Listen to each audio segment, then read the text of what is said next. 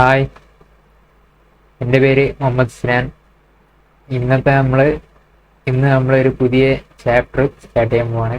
That is chapter 3, financial analysis through ratios. അതായത് financially നമുക്ക് അത്യാവശ്യമായിട്ടുള്ള കുറച്ച് റേഷ്യോസിനെ പറ്റി പഠിക്കുന്ന ഒരു ചാപ്റ്ററാണിത്.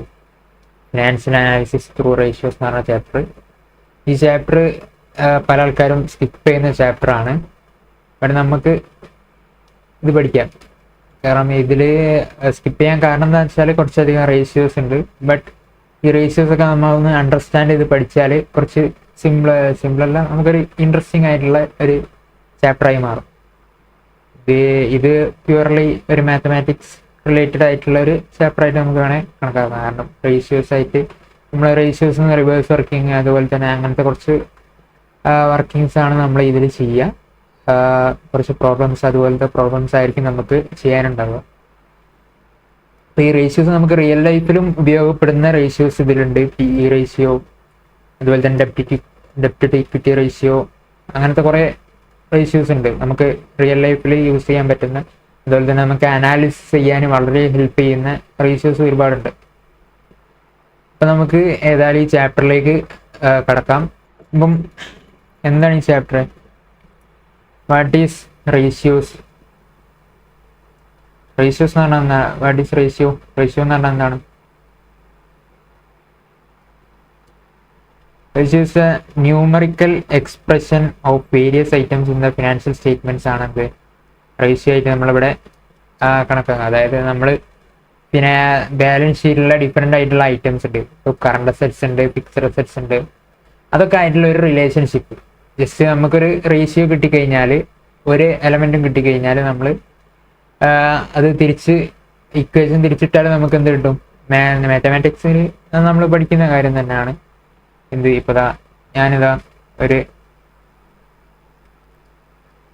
എൻ്റെ കമ്പനിയിൽ ഫിക്സഡ് അസറ്റ്സ് എത്ര ഉണ്ട്? ഒരു 20 crore ക്രോറാണ്. 20 crore ഫിക്സഡ് അസറ്റ്സ് ഉണ്ട്. കറണ്ട് അസറ്റ്സ് ഒരു 10 ഉണ്ട്. അപ്പം ഞാനൊരു റേഷ്യോ ഉണ്ടാക്കുകയാണ്, fixed asset to current asset ratio. Suppose ഒരു റേഷ്യോ ഉണ്ടെന്ന് വിചാരിച്ചോളൂ. അപ്പം fixed asset divided by current assets equal to 2 എന്ന് വരും. അപ്പം ഈ 2 ആയിരിക്കും 2 ആണ് നമ്മുടെ റേഷ്യോ. അപ്പം എനിക്ക് 2 എന്ന് കിട്ടി. നമ്മൾ ക്വസ്റ്റ്യനിൽ തന്നിട്ടുണ്ട് 2 ആണ് നമ്മുടെ fixed asset to current asset ratio. എന്നിട്ട് കറണ്ട് അസറ്റ് എത്രയാണെന്ന് തന്നു? 10 ആണെന്ന് തന്നു. അപ്പം നമുക്ക് എന്ത് ചെയ്യാം? ഫിക്സഡ് അസറ്റ് കണ്ടുപിടിക്കാം. എങ്ങനെ കണ്ടുപിടിക്കാം? Fixed asset by current asset 2 എന്നുണ്ട്. അപ്പം ഈ ഫിക്സഡ് അസറ്റ് എങ്ങനെയാണ് കണ്ടുപിടിക്കുക? 2 ഇൻറ്റു കറണ്ട് അസറ്റ് ചെയ്താൽ ഫിക്സഡ് അസറ്റ് കിട്ടും. Fixed asset is equal to 2 into current asset എത്രയാണ്? 10 ഇസ് ഈക്വൽ ടു 20. ഇങ്ങനെ നമുക്ക് റേഷ്യോസ്, അതായത് ഒരു റേഷ്യോ കിട്ടിക്കഴിഞ്ഞാൽ ഇത് തന്നെയാണ് നമ്മൾ സാധാ മാത്തമാറ്റിക്സ് ആണ്. അപ്പം ഇങ്ങനെ നമുക്കൊരു റേഷ്യോ കിട്ടിക്കഴിഞ്ഞാൽ അതിൽ നിന്നും നമുക്ക് ഓരോ എലമെന്റ്സ്, ബാലൻസ് ഷീറ്റിലെ ഓരോ എലമെന്റ്സ് നമുക്ക് കണ്ടുപിടിക്കാൻ കഴിയും. അല്ലെങ്കിൽ പിന്നെ നമ്മൾ P&L ഉള്ള ഐറ്റംസ് ആണ്, ഏത് ഐറ്റംസിനെ വെച്ചിട്ടാണോ നമ്മൾ കമ്പയർ ചെയ്യുന്നത് അത് നമുക്ക് പെട്ടെന്ന് കണ്ടുപിടിക്കാൻ കഴിയും. അപ്പോൾ അതിനൊക്കെ വേണ്ടിയിട്ടാണ് നമ്മൾ എന്ത് ചെയ്യുന്നത്? ഈ റേഷ്യോസ് ഉണ്ടാക്കുന്നത്. അപ്പം നമുക്ക് ഓരോ റേഷ്യോസിനെ പറ്റി ജസ്റ്റ് ഒന്ന് നോക്കാം. ഈ റേഷ്യോ നമ്മൾ യൂസ് ചെയ്യുന്നത് ഹൊറിസോണ്ടൽ അനാലിസിസും അതുപോലെ തന്നെ വെർട്ടിക്കൽ അനാലിസിസ്, അതുപോലത്തെ 2 അനാലിസിസ് ആണ് നമ്മൾ മെയിനായിട്ട് ചെയ്യാറ്. ഈ ഹൊറിസോണ്ടൽ അനാലിസിസ് എന്ന് പറയുമ്പം comparison based on different years. അതായത് ഒരു കമ്പനീൻ്റെ തന്നെ, ഇപ്പം ഞാൻ 2023 ഡാറ്റ എടുത്തിട്ട് 2023 എനിക്ക് ഡെപ്റ്റ് ടു ഇക്വിറ്റി റേഷ്യോ എന്ന് പറഞ്ഞ ഒരു റേഷ്യോ ഉണ്ട്. അപ്പോൾ ആ റേഷ്യോ എത്രയാണ്? 1.5 ആണെന്ന് വിചാരിച്ചോളും. ഞാൻ 2024 ആയപ്പം അത് 1 ആയി, 1.2 ആയി കുറഞ്ഞു. അപ്പോൾ നമ്മൾ നോക്കുമ്പം ഇങ്ങനെ കമ്പയർ ചെയ്യൂലേ, അതായത് ഇയേഴ്സ് തമ്മിൽ. ഇപ്പം ഒരേ കമ്പനീൻ്റെ തന്നെ കഴിഞ്ഞ ഇയറിൽ എത്ര ഉണ്ടായിരുന്നു, അതുപോലെ തന്നെ ഈ ഇയറിലേക്ക് എത്ര ആയി കുറഞ്ഞു അല്ലെങ്കിൽ കൂടി എന്നുള്ളതിനെ നമ്മൾ കമ്പയർ ചെയ്യുന്നതിനാണ് ഹൊറിസോണ്ടൽ അനാലിസിസ് എന്ന് പറയുന്നത്. ഇനി വെർട്ടിക്കൽ അനാലിസിസ് എന്താണ്? വെർട്ടിക്കൽ അനാലിസിസ് എന്ന് പറഞ്ഞാൽ analysis on the same year data. അതായത് നമ്മൾ സെയിം ഇയറിൽ തന്നെ ഡാറ്റ വെച്ചിട്ട് നമ്മൾ കമ്പയർ ചെയ്യും. ഇപ്പം നമ്മൾ സെയിം ഇയർ ഡാറ്റ എന്ന് പറയുമ്പം ഇപ്പം എൻ്റെ കമ്പനിക്ക് ABC ലിമിറ്റഡ് ആണ് എൻ്റെ കമ്പനി. ആ കമ്പനിക്ക് എത്ര ഉണ്ട്? 1.5 ആണ് ഡെപ്റ്റ് ടു ഇക്വിറ്റി റേഷ്യോ. എൻ്റെ കോമ്പറ്റീറ്റർ കമ്പനി ഉണ്ട്. ആ കോമ്പറ്റീറ്റർ കമ്പനി ഒരേ ഇൻഡസ്ട്രിയിൽ വരുന്ന, നമ്മുടെ ഇൻഡസ്ട്രിയിൽ തന്നെ, ഞാനിപ്പോൾ ഒരു ഫർണിച്ചർ മാനുഫാക്ചറിങ് ആണെന്ന് വിചാരിച്ചോളൂ. അപ്പോൾ ഈ ഫർണിച്ചറിൽ തന്നെയുള്ള ഒരു മറ്റൊരു ഇൻഡസ്ട്രി ഉണ്ട്, ഏത്? BC limited. അപ്പോൾ ഈ BC ലിമിറ്റഡിന് എത്ര ഉണ്ട് ഡെപ്റ്റ് ടു ഇക്വിറ്റി? 1.7 ഉണ്ട്. ഇപ്പോൾ ഇനി നമ്മൾ ഒരു ഇൻഡസ്ട്രിയിലെ ആവറേജ്, അതായത് ഇൻഡസ്ട്രിയിലെ ആവറേജ് റേഷ്യോ എത്രയാണ്? 1.2 ആണ്. അപ്പം ഇങ്ങനെ നോക്കുമ്പോൾ നമുക്ക് ഓരോ നമ്മുടെ ഇൻഡസ്ട്രി വെച്ചിട്ട് അതുപോലെ തന്നെ നമ്മുടെ കോമ്പറ്റീറ്ററിൻ്റെ റേഷ്യോ വെച്ചിട്ട് നമ്മൾ കമ്പയർ ചെയ്യൂലേ, അതായത് സെയിം ഇയർ ഡാറ്റ തന്നെയാണ്, ബട്ട് നമ്മൾ ഡിഫറെൻറ്റ് ഇൻഡസ്ട്രി, നമ്മുടെ ഇൻഡസ്ട്രിയിലുള്ള അല്ലെങ്കിൽ നമ്മുടെ ഡിഫറെൻറ്റ് എൻറ്റിറ്റീസിലുള്ള തമ്മിൽ കമ്പയർ ചെയ്യുന്നതിനെയാണ് വെർട്ടിക്കൽ അനാലിസിസ് എന്ന് പറയുന്നത്.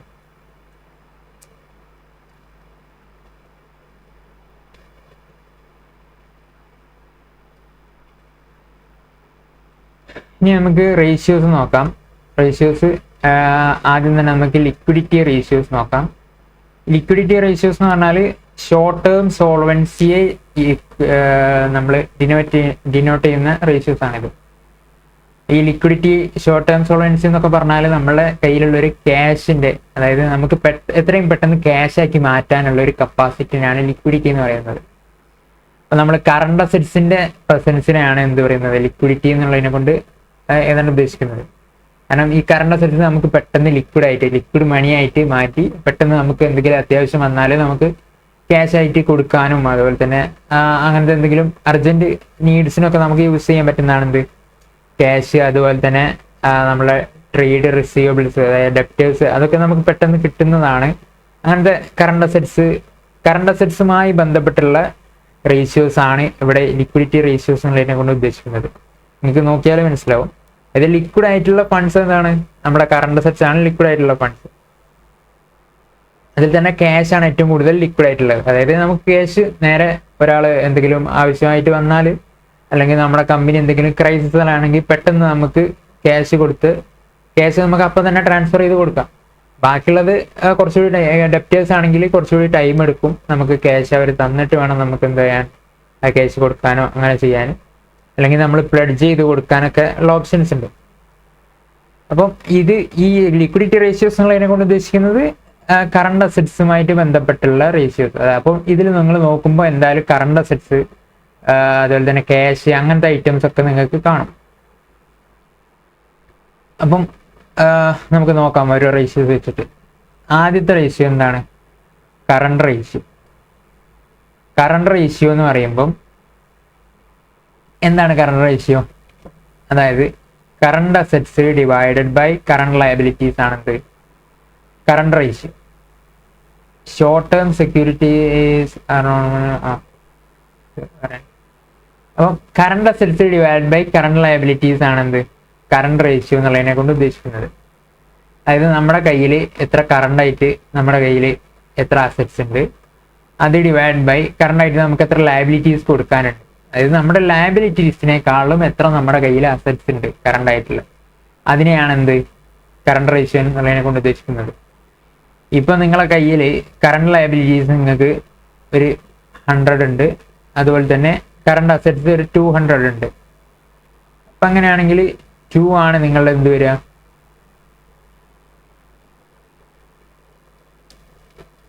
കറണ്ട് റേഷ്യോ വരും. കറണ്ട് റേഷ്യോ 2 ആണ് വരിക. ഈ കറണ്ട് റേഷ്യോ 2 എന്ന് പറഞ്ഞാൽ അതൊരു നല്ല എമൗണ്ട് ആണ്. കാരണം നമ്മളെ കറണ്ട് ലയബിലിറ്റീസ് നമുക്ക് 100 ഉള്ളതിൽ ഈ 100 എണ്ണം, ഈ കറണ്ട് ലയബിലിറ്റീസ് എന്ന് പറഞ്ഞാൽ നമ്മൾ പെട്ടെന്ന് തീർക്കേണ്ട ഫണ്ട്സ് ആണ്. അതായത് നമ്മൾ പിന്നീട് കൊടുത്താൽ മതിയാവില്ല, ചിലത് പെട്ടെന്ന് കൊടുക്കേണ്ടി വരും. അപ്പോൾ നമുക്ക് പെട്ടെന്നുള്ള ആവശ്യങ്ങൾക്ക് വന്നാൽ ഈ കറണ്ട് ലയബിലിറ്റീസ് വീട്ടണം എന്നുണ്ടെങ്കിൽ നമുക്ക് എന്ത് വേണം? കറണ്ട് അസറ്റ്സ് വേണം. പെട്ടെന്ന് നമുക്ക് കൊടുക്കാൻ പറ്റുന്ന, അതായത് നമ്മുടെ കയ്യിൽ പെട്ടെന്ന് എടുത്ത് കൊടുക്കാൻ പറ്റുന്ന അസറ്റ്സ് നമ്മുടെ കയ്യിൽ വേണം. അതാണ് കറണ്ട് അസറ്റ്സ്. അപ്പം ഇത് രണ്ടും തമ്മിൽ, അതായത് ഈ ലയബിലിറ്റി നമുക്ക് പെട്ടെന്ന് കൊടുത്തു തീർക്കേണ്ട ആവശ്യം വന്നാൽ, അതായത് പെട്ടെന്നൊരു അവസരത്തിൽ നമ്മളെ കമ്പനി പൂട്ടാനൊക്കെ പോകുന്ന ടൈമിലാണെങ്കിൽ, അല്ലെങ്കിൽ അങ്ങനത്തെ എന്തെങ്കിലും പെട്ടെന്ന് ക്രൈസിസ് ഒക്കെ വരുമ്പം നമ്മൾ കറണ്ട് ലയബിലിറ്റീസ് പെട്ടെന്ന് വീട്ടേണ്ട സാഹചര്യം വരും. അപ്പം അങ്ങനത്തെ സാഹചര്യങ്ങളിൽ നമ്മുടെ കയ്യിൽ എന്തുണ്ടാവണം, കറണ്ട് അസറ്റ്സ് ഒരു കറണ്ട് ലയബിലിറ്റിനേക്കാളും എന്തായാലും കൂടുതലായിരിക്കണം. ഓക്കെ, അപ്പം നമ്മൾ അതിന് യൂസ് ചെയ്യുന്ന റേഷ്യോ ആണ് എന്ത്, കറണ്ട് റേഷ്യോ. അതായത് നമ്മുടെ കറണ്ട് അസറ്റ്സ് കറണ്ട് ലയബിലിറ്റിനേക്കാളും എത്ര മടങ്ങുണ്ട്, എത്ര ടൈംസ് ആണ് കറണ്ട് ലയബിലിറ്റിനേക്കാളും കറണ്ട് അസറ്റ്സ്. അപ്പൊ ഈ കേസിൽ 2 ടൈംസ് ആണ് എന്ത്, കറണ്ട് ലയബിലിറ്റിനേക്കാളും കറണ്ട് അസറ്റ്സ്. അപ്പൊ ഇത് ഐഡിയൽ റേഷ്യോ എന്ന് പറയുന്നത്, അതായത് നമുക്കൊരു എന്താ പറയാ, ഒരു ഒപ്റ്റിമം റേഷ്യോ എന്ന് പറയില്ലേ, അത് 2:1 ആണ്. അതായത് 2 ആണ്.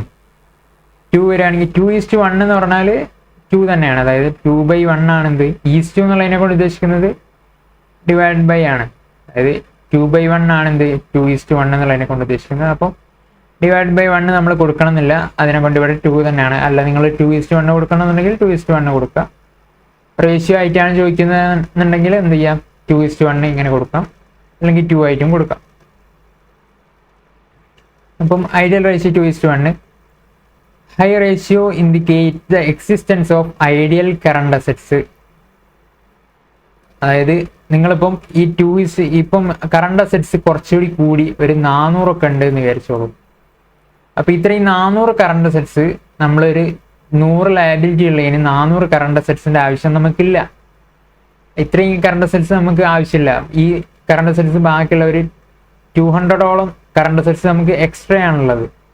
ഈ 200ഓളം കറണ്ട് അസറ്റ്സ് നമുക്ക് ഫിക്സഡ് അസറ്റ്സിലേക്കായിരുന്നു ഇൻവെസ്റ്റ് ചെയ്തതെന്നുണ്ടെങ്കിൽ നമുക്ക് എന്ത് ചെയ്യാമായിരുന്നു, കുറച്ചുകൂടി നമ്മുടെ കമ്പനിക്ക് കുറച്ചുകൂടി ബെനിഫിറ്റ്സ്, ഗ്രോത്ത് ഉണ്ടാവുമായിരുന്നു. അപ്പോൾ ഈ ഗ്രോത്ത് നമ്മൾ എന്ത് ചെയ്യാണ്, ഈ കറണ്ട് അസറ്റ്സിലേക്ക് ഇൻവെസ്റ്റ് ചെയ്തിട്ട് നമ്മൾ ഗ്രോത്ത് സ്റ്റോപ്പ് ചെയ്ത് വെച്ചിരിക്കുകയാണ്. ഈ ഫണ്ട് നമുക്ക് എന്തിലേക്ക് യൂസ് ചെയ്യാമായിരുന്നു, ഫിക്സഡ് അസറ്റ്സിലേക്കോ അങ്ങനെ നമ്മളെ ഇൻവെസ്റ്റ്മെന്റ്സിലേക്ക് നമുക്ക് യൂസ് ചെയ്യാൻ പറ്റുന്ന ഒരു ഫണ്ടായിരുന്നു ഒരു 200. ബട്ട് നമ്മൾ എന്ത് ചെയ്തു, കറണ്ട് അസറ്റ്സിലേക്ക് ഇൻവെസ്റ്റ് ചെയ്തു. ബട്ട് കറണ്ട് അസറ്റ്സിൽ ഓൾറെഡി ഒരു 200, അതായത് കറണ്ട് ലയബിലിറ്റിനേക്കാളും ഒരു 2 ടൈംസ് നമ്മുടെ കയ്യിലുണ്ട്. അതിൽ കൂടുതൽ നമുക്ക് ആവശ്യമില്ല. കാരണം കൂടുതൽ ഉണ്ടെങ്കിൽ നമുക്ക് അതിനെ കൊണ്ട് വലിയ പ്രത്യേകിച്ച് ഉപകാരം നമുക്ക് ഉണ്ടാവില്ല. അപ്പൊ നമ്മൾ കറണ്ട് റേഷ്യോ ഒരു 2ലാണ് വരേണ്ടത്. 2 വരുന്നതാണ് ഏറ്റവും ഒപ്റ്റിമം. ഇനി 2 തന്നെ വേണമെന്നല്ല നമ്മൾ പറയുന്നത്, എന്തായാലും 1ൽ കൂടുതൽ വേണ്ടി വരും. കാരണം കറണ്ട് ലയബിലിറ്റിനേക്കാളും കുറവാണ് കറണ്ട് അസറ്റ്സ് എന്ന് വെച്ചാൽ ആ ടൈമിൽ നമ്മളെ കമ്പനി ക്രൈസിസിലാകുമ്പോൾ നമ്മുടെ കമ്പനിക്ക് ഭയങ്കര ഇഷ്യൂസ് വരും. ഓക്കെ, അപ്പം 1നേക്കാളും കൂടുതലാവുന്നതാണ് നമുക്ക് 1നേക്കാളും കൂടുതലാണെങ്കിൽ നമുക്ക് ഇത് അക്സെപ്റ്റ് ചെയ്യാം. ഈ 2 ആണ് ഐഡിയൽ റേഷ്യോ. ഓക്കെ, ഈ റേഷ്യോ നമ്മൾ ഇപ്പോൾ ഒരു കമ്പനി നമ്മളൊരു ബാങ്കിൻ്റെ അടുത്ത് ലോണിനൊക്കെ അപ്രോച്ച് ചെയ്താൽ അവർ നോക്കുന്നൊരു മെയിൻ റേഷ്യോയിൽ പെട്ട റേഷ്യോ ആണ് കറണ്ട് റേഷ്യോ. കാരണം അവർക്ക് ഈ ലോൺസ് എന്തെങ്കിലും കറണ്ടായിട്ടുള്ള നമ്മൾ ലോൺസ് എടുക്കുകയാണെങ്കിൽ, അതായത് ഈ നമ്മളെ ഇൻവെൻട്രീസ് ഒക്കെ ഇൻവെൻട്രീസ്, അതായത് സ്റ്റോക്കിന് നമ്മൾ എന്ത് ചെയ്യും, പണയം വെച്ചിട്ട് അതായത് പ്ലെഡ്ജ് ചെയ്തിട്ട് നമ്മൾ എന്ത് ചെയ്യും, ലോൺ എടുക്കും. അപ്പം അങ്ങനത്തെ കേസസിൽ അവർ നോക്കുന്ന മെയിനായി ബാങ്ക്സ് ആണ് മെയിനായിട്ട് ഈ റേഷ്യോസ് ഒക്കെ ഒന്ന് അനലൈസ് ചെയ്യുക. അപ്പം ആ ടൈമിൽ എന്ത് ചെയ്യും, കറണ്ട് അസറ്റ്സ് കറണ്ട് ലയബിലിറ്റിനേക്കാളും കൂടുതലുണ്ടോ, എത്ര 2 ടൈംസ് ഉണ്ടോ എന്നൊക്കെ അവർ ചെക്ക് ചെയ്യും. അപ്പം ആ ടൈമിലൊക്കെയാണ് നമുക്ക് ഈ റേഷ്യോസ് ഒക്കെ യൂസ് ആയി വരുന്നത് അങ്ങനത്തെ കുറച്ച് സിറ്റുവേഷൻസിൽ. അപ്പൊ ഈ ന്യൂമറേറ്ററിൽ എന്താണ് കൊടുക്കുന്നത്, ഓൾ കറണ്ട് അസറ്റ്സ്, അതായത് നമ്മുടെ ബാലൻസ് ഷീറ്റിൽ ഉണ്ടാകുന്ന ഓൾ കറണ്ട് അസറ്റ്സിനെ കൊടുക്കും. Marketable investments or short term securities are considered as current assets.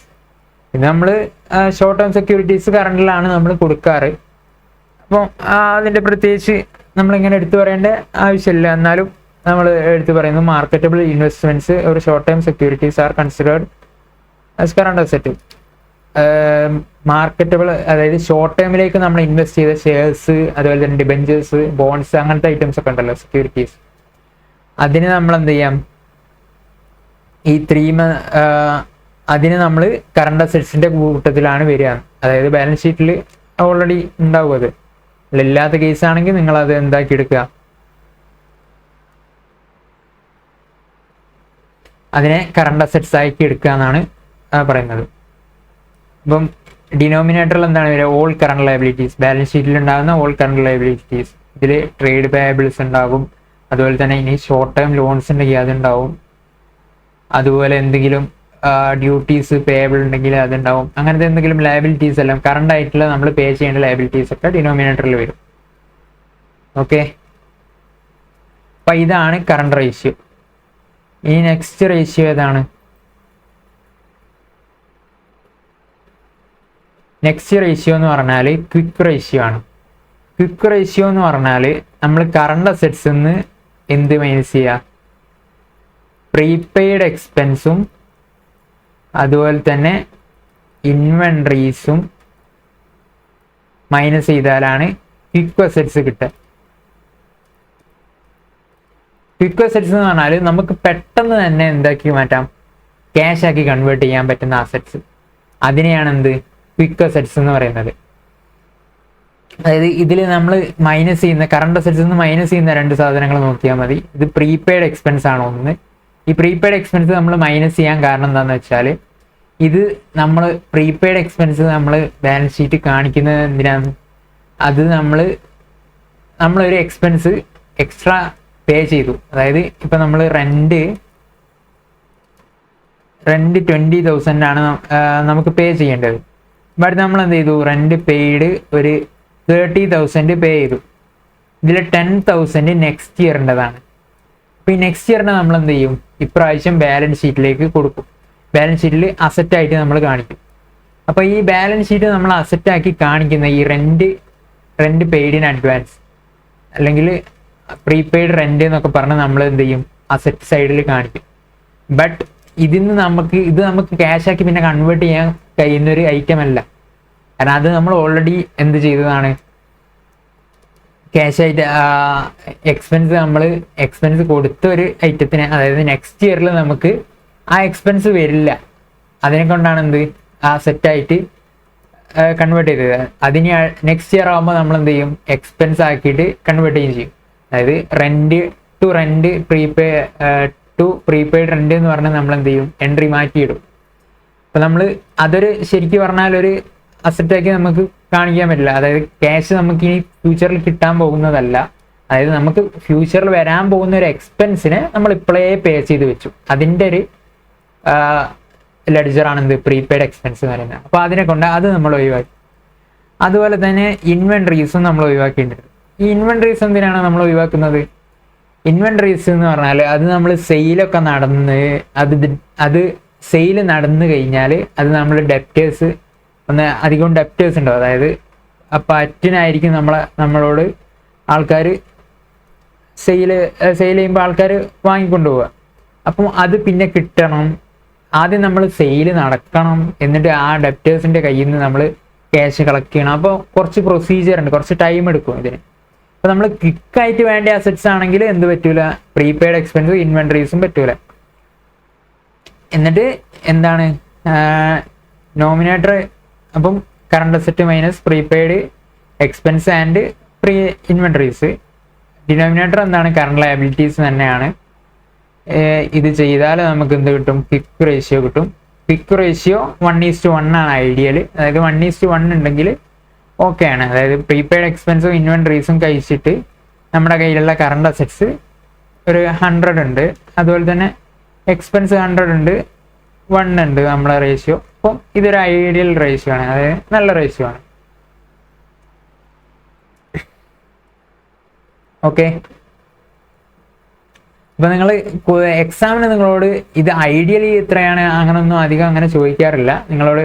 നിങ്ങൾക്ക് എല്ലാ റേഷ്യോസും കൂടി ഒരു ബാലൻസ് ഷീറ്റോ അങ്ങനെ എന്തെങ്കിലും തന്നിട്ട് വിട്ടുപോയ ഐറ്റംസ് ഫില്ല് ചെയ്യാനോ അങ്ങനത്തെ ക്വസ്റ്റ്യൻസ് ഒക്കെയാണ് ചോദിക്കുക. അപ്പം ഈ ഐഡിയൽ റേഷ്യോസ് ഒക്കെ നിങ്ങളൊന്ന് ജസ്റ്റ് ഒന്ന് മനസ്സിലാക്കി വെക്കുക. ഇങ്ങനെയാണ് ഐഡിയൽ റേഷ്യോസ്, ഇത്രയുണ്ടെങ്കിലാണ് കുറച്ചുകൂടി നല്ലത് എന്നൊക്കെ ഒന്ന് മനസ്സിലാക്കി വെക്കുക. അപ്പോൾ ഇനി ചിലപ്പം ചോദിച്ചുകൂടായികയില്ല കേട്ടോ, പറയാൻ പറ്റൂല. അപ്പം ഇനി next absolute cash ratio or absolute liquidity ratio. ഞാൻ പറഞ്ഞിട്ടുണ്ട് ലിക്വിഡിറ്റി എന്ന് പറഞ്ഞാൽ വിച്ച് മീൻസ് ക്യാഷ് ആണ്. Liquidity means cash. Liquidity means cash. അപ്പോൾ നമ്മൾ ആബ്സലൂട്ട് ലിക്വിഡിറ്റി റേഷ്യോ ആണ് എന്ത് നെക്സ്റ്റ് നോക്കാൻ പോകുന്നത്, അല്ലെങ്കിൽ ആബ്സലൂട്ട് ക്യാഷ് റേഷ്യോ എന്ന് പറയും. ഇതിൽ cash plus marketable securities divided by current liabilities ആണ് എന്ത്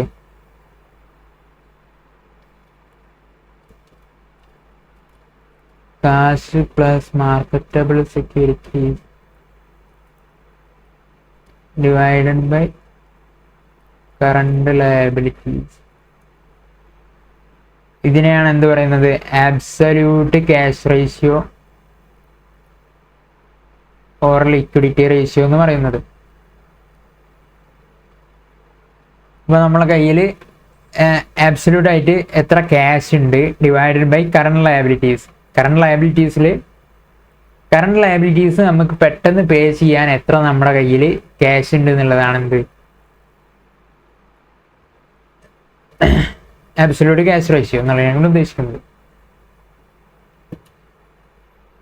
ഓക്കെ, ഇനി cash in hand plus cash at bank plus marketable investment or short term securities. ഇത് എന്താണ് 3 months ഹെൽഡ് ചെയ്യുന്നത്. ഇത് 3 months കൊണ്ട് നമ്മൾ വിഡ്രോ ചെയ്യാൻ ചാൻസ് ഉള്ള marketable investments or short term സെക്യൂരിറ്റീസിനെയാണ് എന്ത് പറയുന്നത്, അതും നമ്മളൊരു ക്യാഷിന്റെ രൂപത്തിൽ നമുക്ക് കണക്കാക്കാം. ഓക്കെ, അതും ക്യാഷും ഇത് രണ്ടും കൂടി കൂടിയാലാണ് എന്ത് ആബ്സല്യൂട്ട് ക്യാഷ് റേഷ്യോ നമ്മൾ ചെയ്യുമ്പോൾ ഡിനോമിനേറ്ററിൽ കൊടുക്കേണ്ടത്. ഇനി ഡിനോമിനേറ്ററിൽ കറണ്ട് ലയബിലിറ്റീസും കൊടുക്കുക. ഈ റേഷ്യോ എന്താണ് നമുക്ക് പറയുന്നത്, availability of cash to meet short term commitments. ഇതിന് പ്രത്യേകിച്ച് ഐഡിയൽ റേഷ്യോസ് ഒന്നുമില്ല, ഇത്ര വേണമെന്നൊന്നുമില്ല. If greater than 1 indicates high liquidity. അതായത് ഇത് 1നേക്കാൾ കൂടുതലുണ്ടെങ്കിൽ അത് നല്ല ലിക്വിഡിറ്റി ഉള്ള ഒരു ഫേം ആണെന്നാണ് അത് ഉദ്ദേശിക്കുന്നത്. അതായത് ക്യാഷ് നല്ലോണമുള്ള ഫേമിലാണ് ഇത്രയും ഉണ്ടാവുക. അതായത് കറണ്ട് ലയബിലിറ്റീസ് ഒരു 100, നമ്മുടെ കയ്യിൽ ക്യാഷ് തന്നെ ഒരു 100 അല്ലെങ്കിൽ 120 ഉണ്ടെങ്കിൽ ഇത്രയും ക്യാഷ് ബിസിനസ്സിൽ അങ്ങനെ ഉണ്ടാവാൻ ചാൻസ് കുറവാണ്. കാരണം ബിസിനസ്സിൽ അധികം ക്യാഷ് യൂസ് ചെയ്യാറില്ല. ഐ മീൻ ഷോർട്ട് ബിസിനസ്സിലൊക്കെ. അപ്പം ചില ബിസിനസ്സിൽ നമ്മൾ ക്യാഷ് അവിടെ വെക്കുന്നതുണ്ട്. വാട്ടെവർ, നിങ്ങൾ ഇതിന് ഐഡിയൽ റേഷ്യോ ഒന്നുമില്ല. അപ്പം 1 കൂടുതലാണെങ്കിൽ ഹൈ ലിക്വിഡ് ആയിരിക്കും. അപ്പം ഇതിൻ്റെ ഒക്കെ ഒന്ന് റേഷ്യോൻ്റെ ഒക്കെ ഒന്ന് ഫോർമുല ഒന്ന് നോക്കി വെക്കുക. ഇതെങ്ങനെയാണ് വരുന്നത്, എന്തുകൊണ്ടാണ് വരുന്നത് ഒക്കെ ഒന്ന് മനസ്സിലാക്കി വെക്കുക. അതിനെ current ratio current asset divide by current liabilities, പിന്നെ quick ratio quick assets divide by current liabilities, പിന്നെ absolute cash ratio cash plus marketable securities divide by current liabilities. ഇനി നെക്സ്റ്റ് ഇതൊരു കുറച്ച് ഡിഫറെൻ്റ് ആയിട്ടുള്ള ഇതാണ്. അതായത് ബേസിക് ഡിഫറൻസ് ഇന്റർവെൽ മെഷേഴ്സ് എന്ന് പറഞ്ഞാൽ എന്താന്ന് വെച്ചാൽ,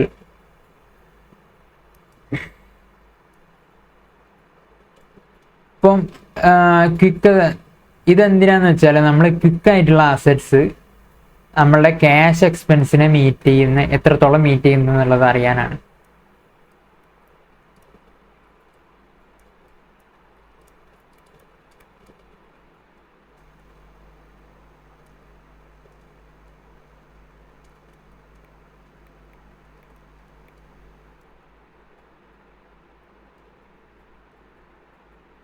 നമ്മളെങ്ങനെ കാൽക്കുലേറ്റ് ചെയ്യാന്ന് വെച്ചാൽ annual cash expense divided by 365.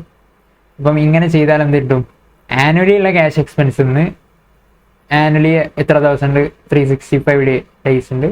ആ 365 ഡേയ്സ് ഡിവൈഡ് ചെയ്താൽ നമുക്ക് എന്ത് കിട്ടും, 1 ഡേ ക്യാഷ് എക്സ്പെൻസ് കിട്ടും. ഇനി 1 ഡേ ക്യാഷ് എക്സ്പെൻസിനെ നമ്മൾ എന്തുകൊണ്ട് ഡിവൈഡ് ചെയ്യുക, ക്വിക്ക് അസറ്റ്സിനെ കൊണ്ട് 1 ഡേ ക്യാഷ് എക്സ്പെൻസിനെ ഡിവൈഡ് ചെയ്താൽ നമുക്ക് എന്ത് കിട്ടും,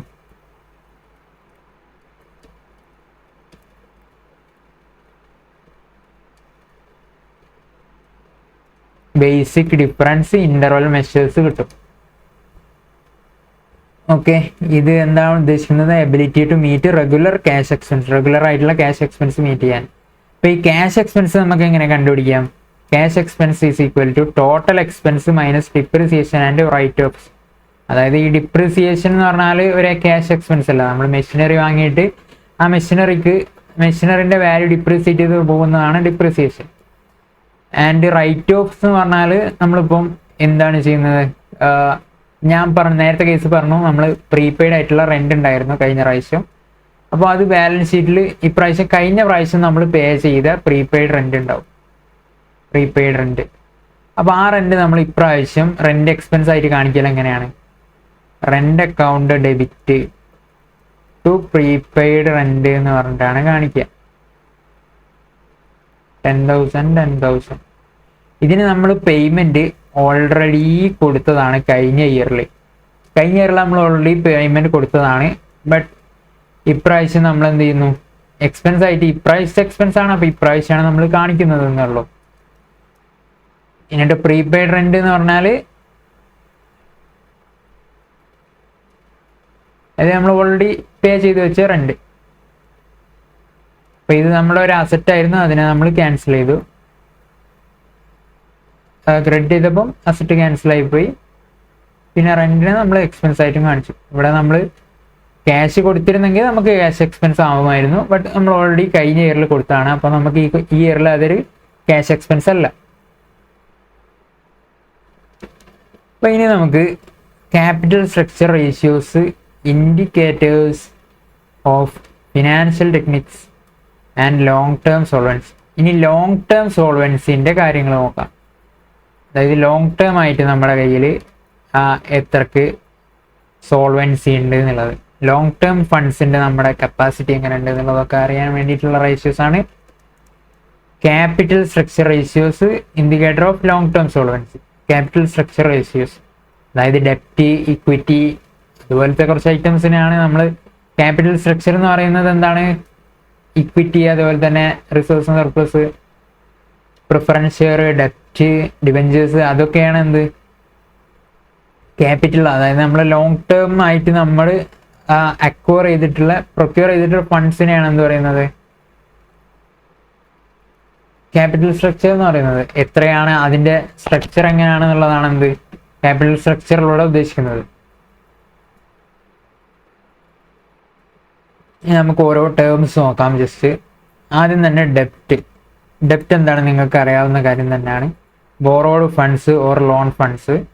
അതിലെന്താ വരിക? Debentures plus long term loans, short term loans, like total ഡെപ്റ്റ്. അതായത് ഇത് ടോട്ടൽ ആയിട്ടുള്ള ഡെപ്റ്റ് ആണ് എന്ത് ഇവിടെ ഉദ്ദേശിക്കുന്നത്. നിങ്ങൾ ഒരിക്കലും എന്ത് ചെയ്യരുത്? ലോങ് ടേം മാത്രം എടുക്കരുത്. ഇപ്പം ഡെപ്റ്റ് ടു ഇക്വിറ്റി റേഷ്യോ എന്നൊക്കെ പറഞ്ഞിട്ടുള്ള റേഷ്യോസ് ഉണ്ട്. അപ്പോൾ ആ റേഷ്യോസിൽ നമ്മൾ എന്താ ചെയ്യാന്ന് വെച്ചാൽ, ഡെപ്റ്റ്, ഇക്വിറ്റി, ക്യാപിറ്റൽ ലോങ് ടേം വരുന്ന ഫണ്ടാണ്. അതുപോലെ തന്നെ ഡെപ്റ്റും നമ്മൾ എന്ത് ചെയ്യും? ലോങ് ടേം ഡെപ്റ്റ് മാത്രം എടുത്തിട്ട് പലപ്പോഴും തെറ്റിപ്പോവും. അപ്പോൾ ഈ ഡെപ്റ്റ് എന്ന് പറഞ്ഞാൽ ഡെപ്റ്റിൽ എന്ത് ഇൻക്ലൂഡഡ് ആണ്? ഷോർട്ട് ടേം ഡെപ്റ്റും കൂടി ഇൻക്ലൂഡഡ് ആണ്. ഷോർട്ട് ടേം ലോൺസ് അതുപോലത്തെ ഐറ്റംസ് ഒക്കെ എന്തിൽ ഇൻക്ലൂഡഡ് ആണ്? ഷോർട്ട് ടേം ഡെപ്റ്റിൽ ഇൻക്ലൂഡഡ് ആണ്. ഓക്കെ, ഈ നെക്സ്റ്റ് ആയിട്ടുള്ളത് ഇക്വിറ്റി എന്ന് പറഞ്ഞാൽ net worth or share holders fund or proprietors fund or on fund. ഇങ്ങനത്തെ കുറേ നെയിംസ് ഉണ്ട് എന്തിന്? ഇക്വിറ്റിക്ക്. അതായത് ഇക്വിറ്റി എന്ന് പറഞ്ഞാൽ നമ്മളുടെ ക്യാപിറ്റലിലുള്ള, അതായത് നമ്മളുടെ ഇക്വിറ്റി, ഷെയർ ക്യാപിറ്റൽ, അതുപോലെ തന്നെ reserves and surplus, preference share capital, ഇതെല്ലാം കൂടി അടങ്ങുന്നതാണ് എന്ത്?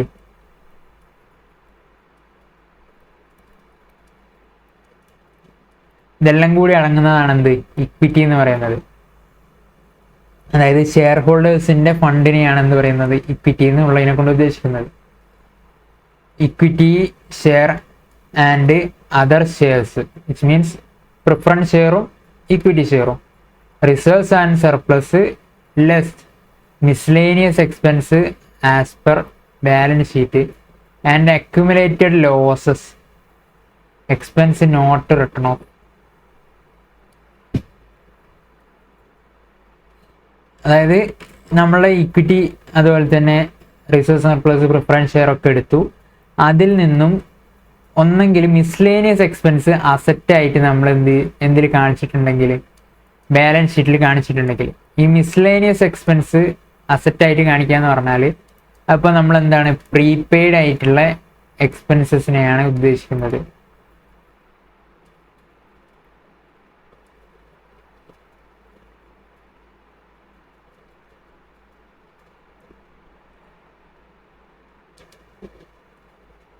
അതാണല്ലോ നമ്മൾ ബാലൻസ് ഷീറ്റിലേക്ക് എക്സ്പെൻസ് ആയിട്ട് വരിക.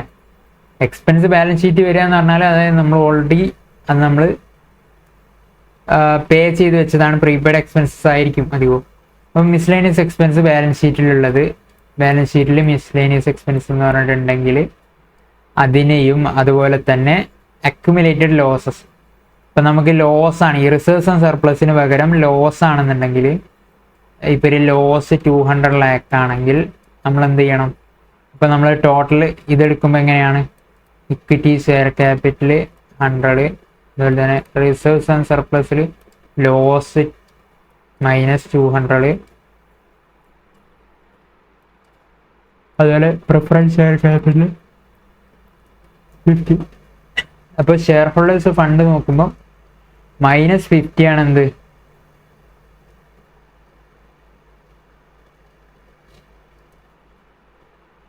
-50 ആണ് shareholders fund or equity വരുന്നത്. Equity negative balance of equity ആണ് ഇവിടെ വരുന്നത്. അപ്പം നമ്മൾ ഇങ്ങനത്തെ കേസും ഉണ്ടാവും. അപ്പം ഇക്വിറ്റി എന്ന് പറഞ്ഞാൽ എന്താണ്, നെറ്റ് വർത്ത് അവരുടെ ഷെയർ ഹോൾഡേഴ്സ് ഫണ്ട്, ഇതിലെന്ത് വരും, ഇക്വിറ്റി ഷെയർ ക്യാപിറ്റൽ വരും, റിസർവ്സും സർപ്ലസ് വരും, പ്രിഫറൻസ് ഷെയറും വരും. ഇത് ഇമ്പോർട്ടൻ്റ് ആണ്. പ്രിഫറൻസ് ഷെയർ ചിലപ്പം ആൾക്കാർ തെറ്റിക്കും. ഇക്വിറ്റി എന്ന് പറയുമ്പം ഇക്വിറ്റി ഷെയർ ക്യാപിറ്റലും അതുപോലെ തന്നെ റിസർവ് സർപ്ലസും മാത്രം എടുത്തു പോകും. അപ്പോൾ നമ്മൾ പ്രിഫറൻസ് ഷെയർ ഉണ്ടെങ്കിൽ അതും കൂടി കൺസിഡർ ചെയ്യണം. അതാണ് എന്ത് ഇക്വിറ്റി എന്നുള്ളതിനെ കൊണ്ട് ഉദ്ദേശിക്കുന്നത്.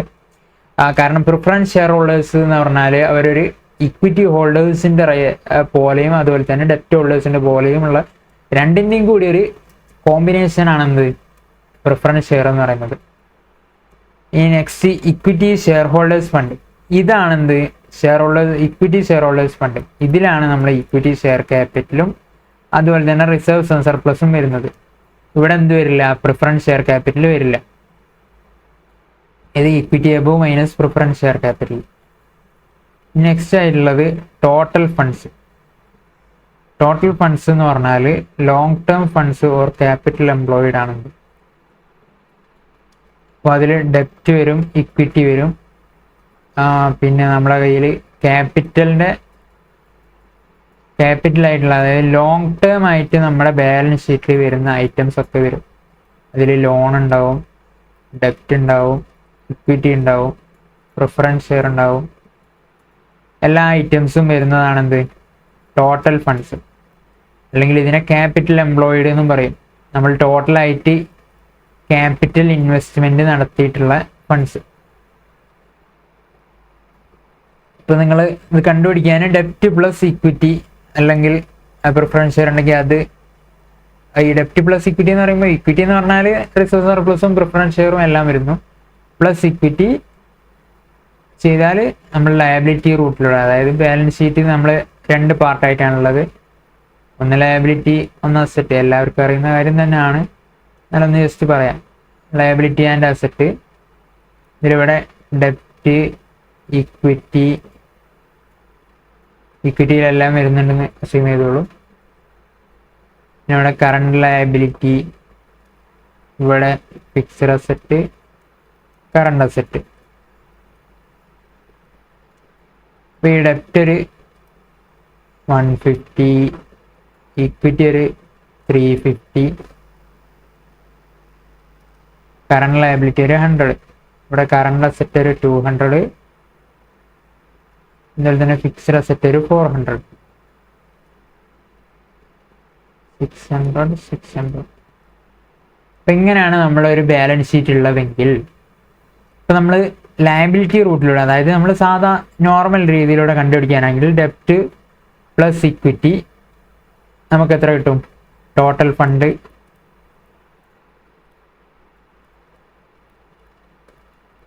500 എന്ന് കിട്ടും. ഇനി നമ്മൾ ഏത് റൂട്ട് പോവാണ്, അസറ്റ് റൂട്ട് പോവുകയാണെങ്കിൽ അതെങ്ങനെയാണ് കണ്ടുപിടിക്കുക? Fixed asset plus net working capital ചെയ്താൽ കിട്ടും. അതായത് ഈ ഫിക്സഡ് അസറ്റ് ഓൾറെഡി ഇവിടെയുള്ള fixed asset 400 plus net working capital എന്ന് പറഞ്ഞാൽ കറണ്ട് അസറ്റിൽ നിന്ന് കറണ്ട് ലയബിലിറ്റി കുറച്ചാൽ എന്ത് കിട്ടും? നെറ്റ് വർക്കിംഗ് ക്യാപിറ്റൽ കിട്ടും. അത് എത്രയാണ്? 100.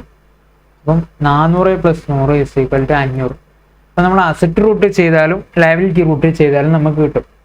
അപ്പം ഈ നെറ്റ് വർക്കിംഗ് ക്യാപിറ്റൽ ഫിക്സഡ് അസറ്റിൻ്റെ കൂടെ നെറ്റ് വർക്കിംഗ് ക്യാപിറ്റൽ ആഡ് ചെയ്യാൻ കാരണം എന്താണ്? കാരണം ഇത് ഈ കറണ്ട് ലയബിലിറ്റി ഇപ്പോൾ ഈ ടോട്ടൽ എമൗണ്ട് എത്രയാണ്? 600 ആണ് ടോട്ടൽ ആയിട്ടുള്ള ലയബിലിറ്റീൻ്റെ ടോട്ടൽ. അതുപോലെ തന്നെ അസറ്റ്സിൻ്റെ ടോട്ടലും 600 ആണ്. അപ്പം അതിൽ നമ്മൾ എന്ത് കുറയ്ക്കുകയാണ്? ഇതിപ്പം എന്താണ്? Fixed asset plus current asset. Fixed asset plus current asset എന്ന് പറഞ്ഞാൽ ടോട്ടൽ ലയബിലിറ്റിക്ക് ഈക്വൽ ആണ്.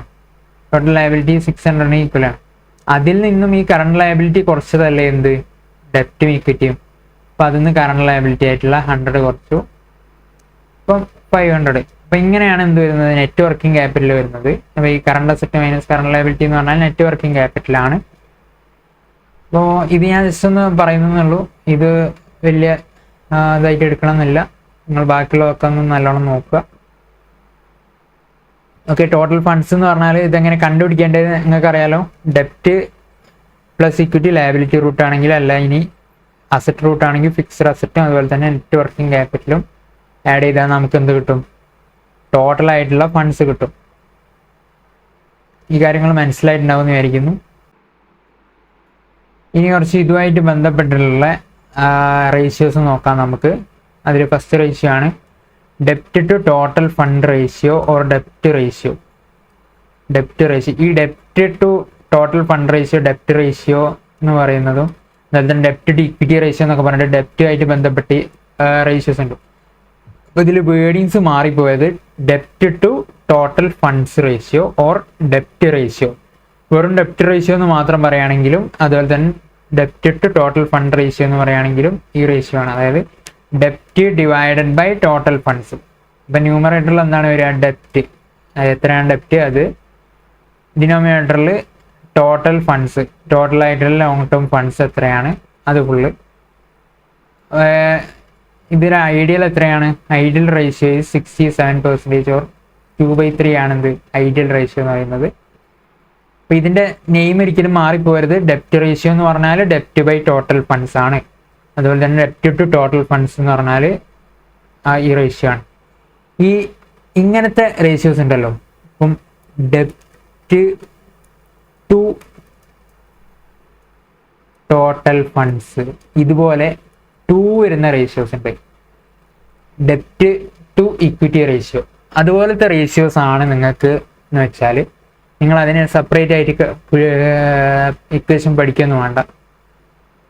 എന്താണെന്ന് വെച്ചാൽ അതിൽ ആദ്യം പറയുന്ന ഈ 2ൻ്റെ മുന്നുള്ള ഡെപ്റ്റ് ആയിരിക്കും എന്ത്? അതിൻ്റെ ഡിനോമിനേറ്ററും അതുപോലെ തന്നെ 2ന് ശേഷമുള്ളതായിരിക്കും അതിൻ്റെ 2ന് മുമ്പുള്ളത് നോമിനേറ്ററും അതുപോലെ തന്നെ 2ന് ശേഷമുള്ളത് ഡിനോമിനേറ്ററും ആയിരിക്കും. അപ്പം ടോട്ടൽ ഫണ്ട്സ് ഡെപ്റ്റ് ഡിവൈഡഡ് ബൈ ടോട്ടൽ ഫണ്ട്സ് എങ്ങനെ കിട്ടും? അപ്പം ഇങ്ങനെ 2 വരുന്ന റേഷ്യോസിൽ നിങ്ങൾ അങ്ങനെ ചെയ്താൽ മതി. ഇപ്പം ഡെപ്റ്റ് to equity, ഡെപ്റ്റ് to total funds ഇങ്ങനത്തെ റേഷ്യോസിൽ നിങ്ങൾ ഇത് ഇമ്പോർട്ടൻ്റ് ആണ്. അതായത് ഞാൻ പറഞ്ഞ പോയിന്റ് 2 വരുന്ന റേഷ്യോസ് നിങ്ങൾക്ക് ചിലപ്പോൾ ടെക്സ്റ്റിൽ ഇല്ലാത്തത് ചിലപ്പോൾ 2 എന്നിട്ട് ചോദിക്കും. അപ്പം അങ്ങനത്തെ കേസിൽ നിങ്ങൾ എന്ത് ചെയ്താൽ മതി? ഇക്വിറ്റി എന്താണോ 2ൻ്റെ മുന്നേ തരുന്നത് അത് നോമിനേറ്ററിലും അതുപോലെ തന്നെ അതിന് ശേഷമുള്ളത് ഡിനോമിനേറ്ററിലും കൊടുക്കുക. ഓക്കെ, ഇനി equity to total fund ratio അതെന്താണ്? അതേപോലെ തന്നെ കൊടുക്കുക. ഇക്വിറ്റിയാണ്, total ഫണ്ടാണ്. Indicates long term solvency. Ideal ratio 33% or 1/3. ഇനി ഡെപ്റ്റ് equity ratio, ഡെപ്റ്റ് equity ratio or ഡെപ്റ്റ് to equity ratio എന്നൊക്കെ പറയും. അപ്പോൾ ഈ ഡെപ്റ്റ് ഇക്വിറ്റി റേഷ്യോ എന്ന് പറഞ്ഞാൽ ഡെപ്റ്റ് divided by equity.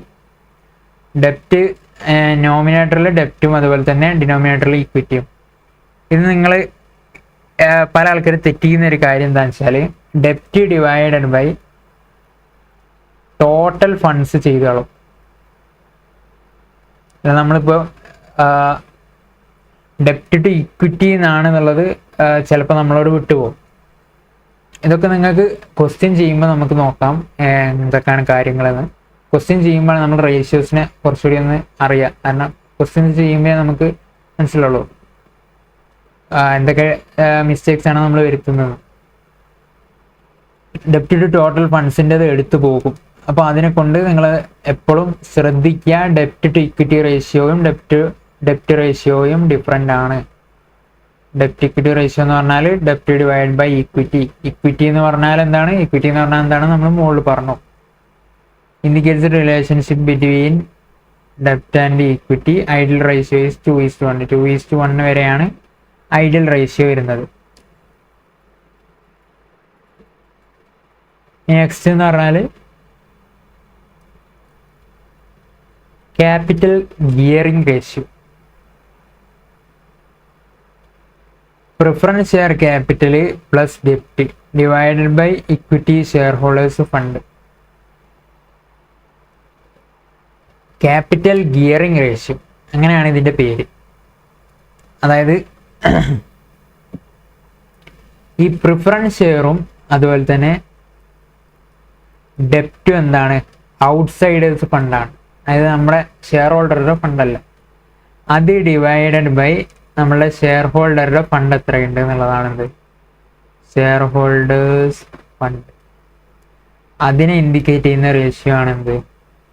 Capital gearing ratio എന്നുള്ളതിനെ കൊണ്ട് ഉദ്ദേശിക്കുന്നത്. അതായത് ഇത് ഔട്ട്സൈഡേഴ്സിന്റെ ഫണ്ടാണ് എന്ത്? പ്രിഫറൻസ് ഷെയറും ഡെപ്റ്റും. അതൊരു 100ഉം 150 ഉണ്ടെന്ന് വിചാരിച്ചോളൂ. അതുപോലെ തന്നെ ഷെയർ ഹോൾഡർ ഫണ്ട് എത്ര ഉണ്ട്? ഒരു 200 ഉണ്ട്. അപ്പോൾ നമ്മൾ വെച്ച് നോക്കുമ്പം ഏതാണ് ഔട്ട്സൈഡേഴ്സിന്റെ ഫണ്ടാണോ അല്ലെങ്കിൽ നമ്മളെ ഷെയർ ഹോൾഡേഴ്സിന്റെ ഫണ്ടാണോ കൂടുതൽ എന്ന് അറിയാൻ വേണ്ടിയിട്ടുള്ള റേഷ്യോ ആണെന്ത്? Capital gearing ratio. ക്യാപിറ്റലിനെ ഗിയർ ചെയ്ത റേഷ്യോ അങ്ങനെയാണ് നോക്കാം. അതായത് 250 ഡിവൈഡഡ് ബൈ 200 കേസിൽ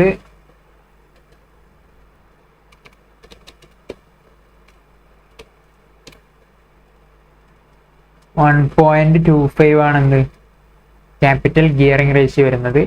വിച്ച് മീൻസ് പ്രിഫറൻസ് ഷെയറും ഡെപ്റ്റും ആണ് 1.25 ടൈംസ് ഓഫ് 25 ടൈംസ് ഇതിനേക്കാളും കൂടുതൽ. ഇതിനേക്കാളും നമ്മളെ ഷെയർ ഹോൾഡറുടെ ഫണ്ടിനേക്കാളും നമ്മളുടെ കയ്യിലുള്ളത് ഏതാണ്? ഔട്ട്സൈഡറുടെ ഫണ്ടാണ്. അപ്പോൾ അതിന് വേണ്ടിയുള്ള റേഷ്യോ ആണ് capital gearing ratio. Okay, capital gearing ratio equations ഒക്കെ ഒന്ന് പഠിച്ചു വെക്കുക. എന്താണ് ഇതിനെ കൊണ്ട് ഉദ്ദേശിക്കുന്നതെന്ന് മനസ്സിലാക്കിയിട്ട് പഠിച്ചു വെക്കുക. അപ്പം പിന്നെ വലിയ വിഷയം ഉണ്ടാവില്ല പഠിക്കാൻ. അതിൽ നോമിനേറ്ററിൽ പ്രിഫറൻസ് ഷെയറും അതുപോലെ തന്നെ ഡെപ്റ്റ്,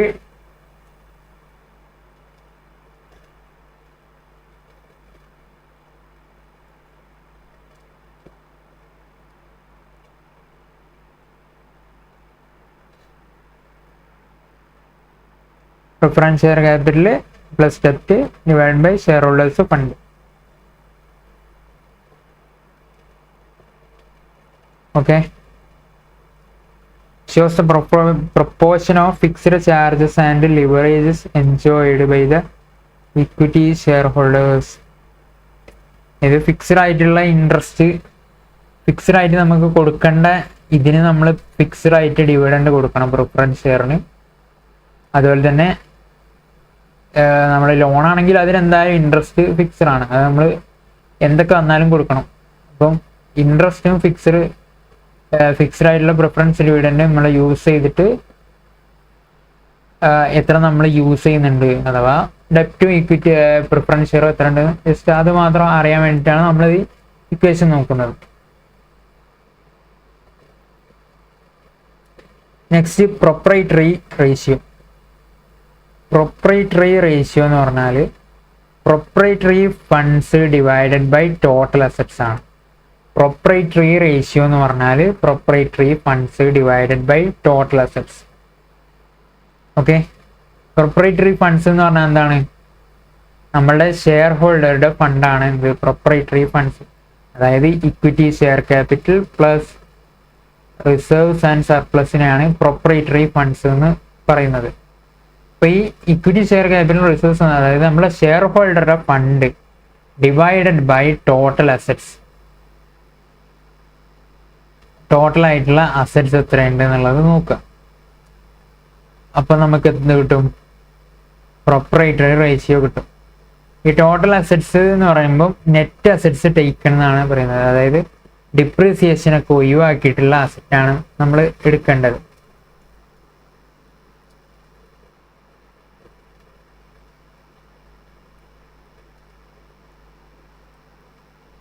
ഇത് നമ്മൾ എന്തിനാന്ന് വെച്ചാൽ ഈ പ്രൊപ്പറേറ്ററി ഫണ്ട്സ് എന്ന് പറഞ്ഞാൽ പ്രൊപ്പറേറ്ററി ഫണ്ട്സ് ഒരു 100 ഉണ്ട്. അതുപോലെ തന്നെ ഇവിടെ അസറ്റ്സ് ഫിക്സ്ഡ് അസറ്റ്സ് 50 ഉണ്ട്. കറണ്ട് അസറ്റ്സ്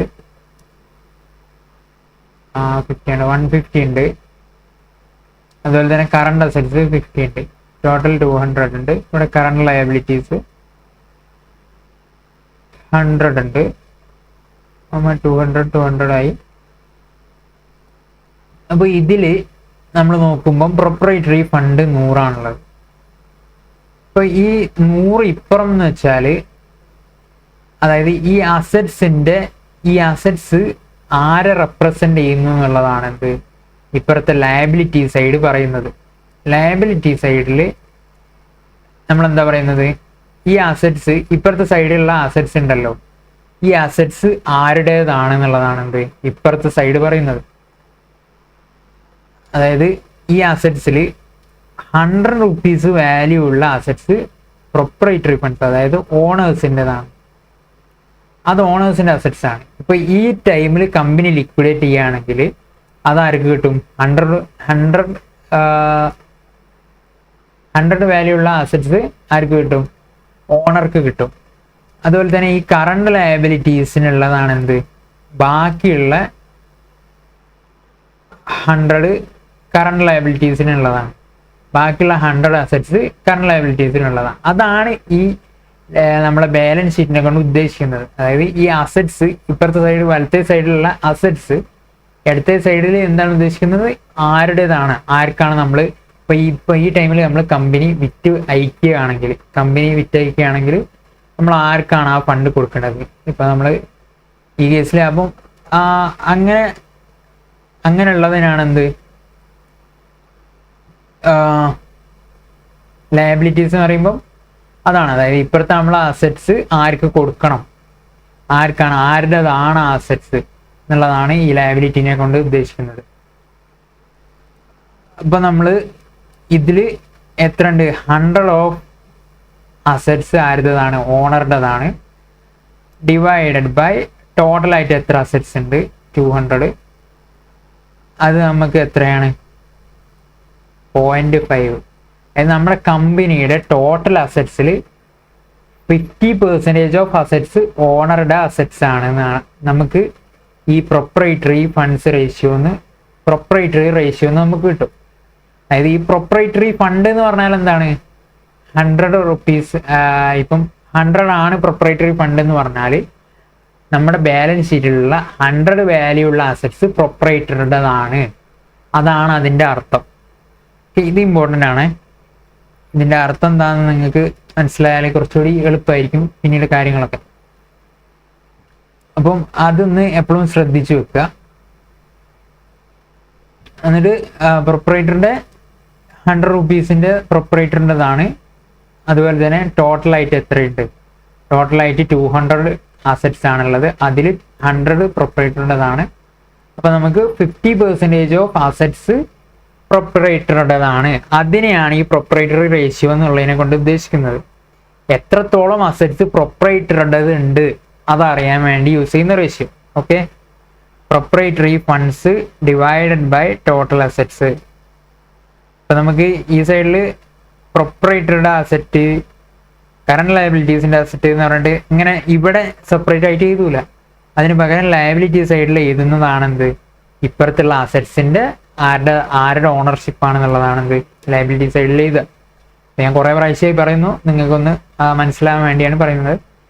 ഈ proprietary funds divide by total assets or net assets taken shows the extent of owners fund. അതായത് ഓണറുടെ ഫണ്ട് അല്ലെങ്കിൽ ഓണറുടെ അസറ്റിന്റെ വാല്യൂ നമ്മുടെ കമ്പനിയിൽ എത്ര ഉണ്ടെന്ന് നമുക്ക് അറിയാൻ പറ്റും. അല്ലെങ്കിൽ നമ്മൾ ഇതിനെ അസറ്റിന്റെ വാല്യൂ അല്ലാതെ നമ്മൾ ടോട്ടലായിട്ട് ഓണർ എത്ര ഇൻവെസ്റ്റ് ചെയ്തിട്ടുണ്ട്, അതായത് നമ്മൾ ടോട്ടലായിട്ടുള്ള ഫണ്ട്സിൽ ഓണറുടെ ഇൻവെസ്റ്റ്മെന്റ് എത്ര ഉണ്ടെന്നും അറിയാം. കാരണം ഈ അസറ്റിന്റെ ടോട്ടലും ലയബിലിറ്റിന്റെ ടോട്ടലും ഒന്നാണ്. അത് നിങ്ങൾക്ക് ബാലൻസ് ഷീറ്റ് കണ്ടാലും അറിയാലോ. അപ്പോൾ നമ്മൾ ടോട്ടൽ ലയബിലിറ്റി, ടോട്ടലായിട്ടുള്ള ഫണ്ട്സ് ആണ് ഇവിടെ ഉള്ളത്. അത് കറണ്ട് ലയബിലിറ്റിയും അതുപോലെ തന്നെ പ്രൊപ്പറേറ്ററി ഫണ്ട്.